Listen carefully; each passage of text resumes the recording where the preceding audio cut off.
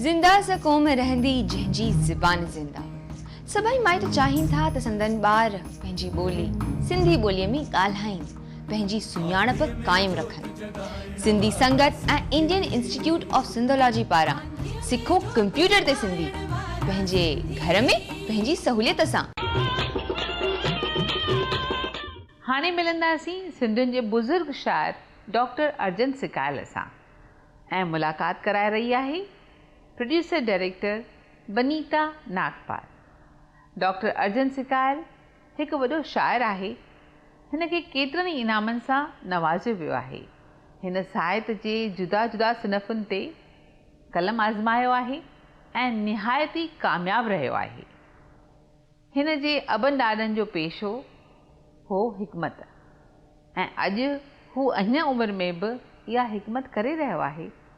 आर्यवेदिक हिन जी आहे ख़ासि ॾात ऐं हिन जो आहे पेशो, पर शाइरीअ सां हिन खे ख़ूब लॻाव आहे ऐं सिंधियुनि जो ई मशहूरु शाइर आहे।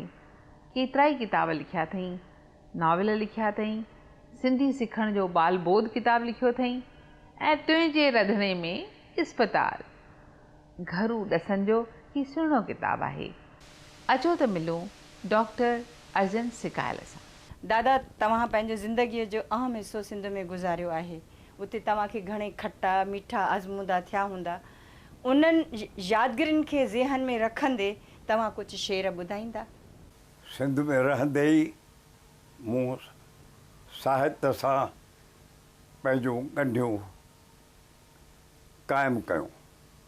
उते ई मूं पहिरियों किताबु लिखियो, उते ई मूं पहिरियां शेर लिखिया ऐं उते ई मुंहिंजे अदब जी शुरूआति थी। मूं पहिरीं अख़बार बि पंहिंजी उते बर्पा कई ऐं उनजी संपादकी कई। जॾहिं ब्रिटिश हुकूमत में सिंधी आए वेठा, सिंधी अलफ़ बे नए सिर जोड़ी वई त सिंधी साहित्य जो वहुकिरो शुरू थी वियो। मिर्ज़ा कलेज बेग, दीवान दयाराम गिदूमल, राय बहादुर दीवान कौरमल उन जा बानीकार रहिया ऐं पोइ वाॻू भेरूमल मेहरचंद, लालचंद मरनेमल ऐं ॼेठमल परसराम संभालियूं। तंहिंखां पोइ त घणेई जवान पैदा थिया, नारायण श्याम, शेख अयाज़, हरी दिलगीर, परसराम ज़िया, घणेई शाइर मैदान में आया, नसरुर नवीस मैदान में आया। ए जे उत्तम उते ई फुलेली अख़बार जी संपादकी कई। कीरत बाबाणी, गोबिंद माली उते ई नई दुनिया बर्पा कई हुई सिंध में। पोइ हिते उहा नई दुनिया उत्तम हलाइण लॻो। त सिंध जूं घणेई यादगिरियूं आहिनि। सिंध जे बारे में सिंध खे यादि कंदे बि मूं घणो ई शेर चयो आहे। मिसाल तौरु तोखे ॿ टे सिटूं ॿुधायां। हिते मुंहिंजो आकाश नाहे, हिते मुंहिंजा सितारा नाहिनि, हिते लुड़ाटियल पाणी नाहे, साॻिया कपर किनारा नाहिनि, हिते कराची शहर न आहे, मुंहिंजो ॻोठु सधूजा नाहे, तोता अहिड़ा सावा नाहिनि, कांव बि अहिड़ा कारा नाहिनि। जंहिंजो नालो सिंध सॻोरी, तंहिंजी कहिड़ी ॻाल्हि कजे, जंहिंजी आहे जीअ में झोरी, तंहिंजी कहिड़ी ॻाल्हि कजे। खांबाणीअ सां पेहे तांजा, झार भॼाए पोख बचाए, ॻाढ़ीअ पोतीअ वारी छोरी, तंहिंजी कहिड़ी ॻाल्हि कजे। घणेई ख़त बि ईंदा रहिया, मां उन्हनि जा जवाब ॾींदो हुउसि, शेर बि ॾींदो हुउसि। उहे शेर सिंध जे अख़बारुनि में बि छपंदा हुआ। दादा, तव्हां सिंधी ॿोलीअ जे तस्लीमीअ जे हलचल सां जुड़ियल हुआ, उन जे बारे में कुझु ॿुधायो? बराबरि मां बिल्कुलु जुड़ियल रहियुसि। उन हलचल जा मुख्य बानीकार हुआ गोबिंद माली, ए जे उत्तम ऐं कीरत बाबाणी। सच इहो आहे त मां उन्हनि जो शुरूआति खां वठी चौथो पको, पोइलॻ ऐं सिपाही ऐं उन्हनि जो साथी थी रहियुसि। उन वक़्तु मूं शेर बि लिखिया। भारत में सिंधी ॿोली तस्लीम न थी हुई तॾहिं मूं लिखियो हो, अगरि सिंधी ॿोली भारत में अञा मंज़ूरु न थींदी त सॼी तारीख़ ॿोलियुनि जी सितम जो दास्तान थींदी। उन वक़्तु एजे उत्तम कीरत माली तमामु अॻिरा रहिया ऐं दिल्लीअ ताईं वञी अरीज़ा मोकिले सिंधी ॿोलीअ जे तस्लीमीअ लाइ वॾी हलचल हलायूं। पोइ त घणेई बुज़ुर्ग मंघाराम मलकाणी जहिड़ा, राम पंजवाणी जहिड़ा, एलिश अजवाणी जहिड़ा शामिलु थी विया ऐं पंचायतुनि ॻोठनि ऐं शहरनि मां कई तारूं आयूं। सिंधी ॿोलीअ जे तस्लीमीअ लाइ हिकु दफ़े असां बुख हड़ताल बि कई, जंहिंमें सिंधी अल्फ़ाबेट जे 52 अखरनि वांगुरु असांजा 52 नौजवान बुख हड़ताल ते वेठा हुआ। नेठि श्रीमती इंदिरा गांधी जॾहिं प्रधानमंत्री थी तॾहिं उन्हीअ सिंधी ॿोलीअ खे तस्लीम करायो ऐं 8 शेड्यूल में शामिलु कयो। असांजा मुरबी त्रिमूर्ति दादा एजे उत्तम, दादा कीर्त बाबाणी, श्री गोबिंद माली जी, जिन पंहिंजी सॼी ज़िंदगी मिठड़ी क़ौम खे ॾिनी। तव्हां त उन्हनि जे ॾाढो वेझो आहे, उन्हनि जे बारे में कुझु ॿुधायो। उत्तम सॼी टोलीअ जो सिपह सालार थी रहियो ऐं नई दुनिया अख़बार जे मैगज़िन जे वसीले हुन ख़ूब प्रचार कयो। गोबिंद माली भगवती नावाणी खे साण वठी ॻोठ ॻोठ ऐं शहर शहर में फिरियो ऐं सिंधियत जे हलचल जो, सिंधियत जे विकास जो सॾियो फैलायो।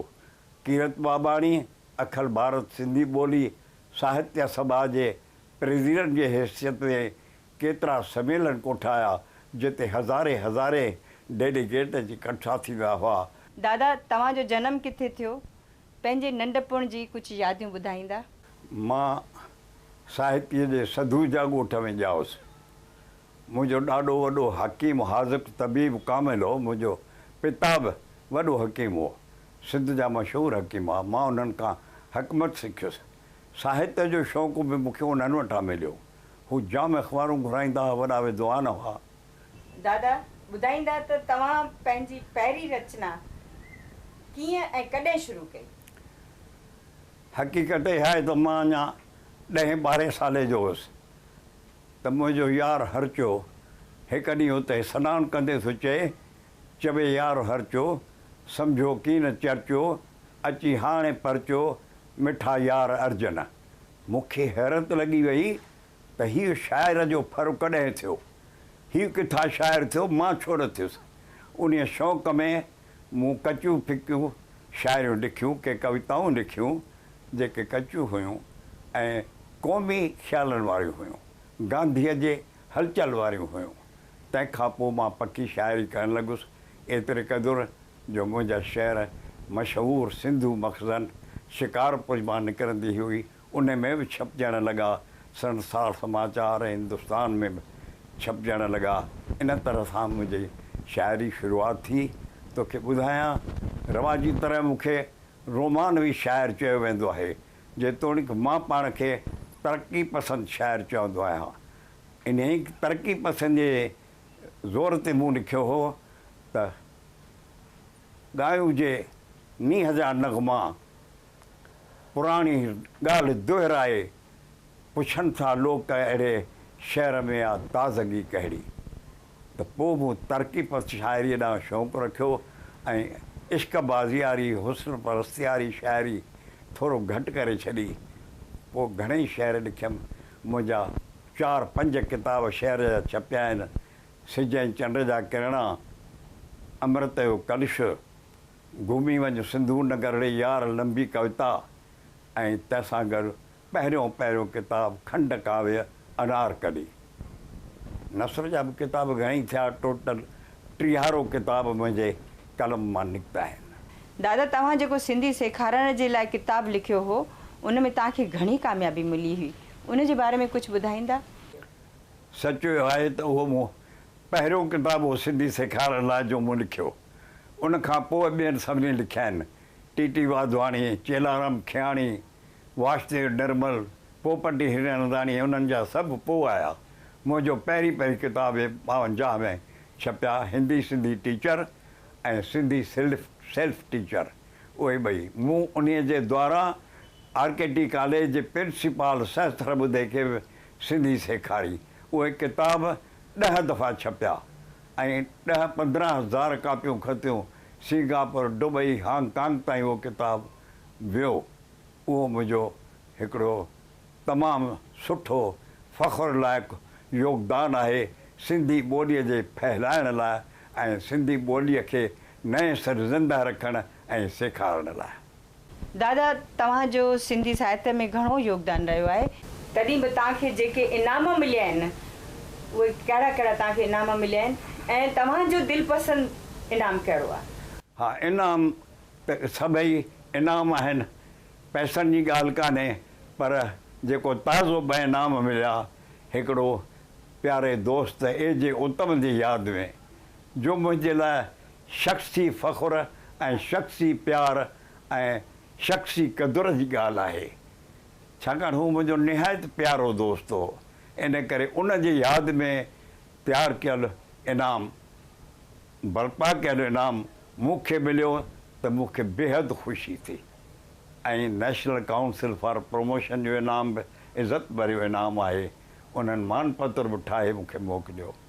त 2 इनाम मुंहिंजे लाइ बिल्कुलु ख़ासि आहिनि। दादा, तव्हांजा घणा घणा शुक्राना, मूंखे ॾाढी ख़ुशी थी। पुट बनीता, तुंहिंजी बि महिरबानी जो मूंखां हेॾो डिघो इंटरव्यू अची वरितो अथई।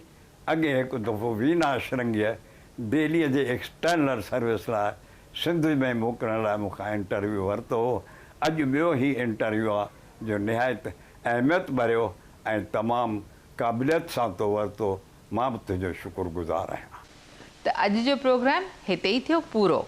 वरी गॾंदासीं ईंदड़ हफ़्ते, पर उन खां पहिरीं तव्हीं मोकिलिजो असांखे पंहिंजी राय ऐं पंहिंजनि सॼणनि जा मोबाइल नंबर्स या ईमेल एड्रेस, त असीं उन्हनि खे बि यादि ॾियारींदासीं हिन प्रोग्राम ॾिसण बाबति। त ॾिसण न विसारिजो। ईंदड़ हफ़्ते हिन ई ॾींहुं हिन ई वक़्तु सिंधी सुरहाण।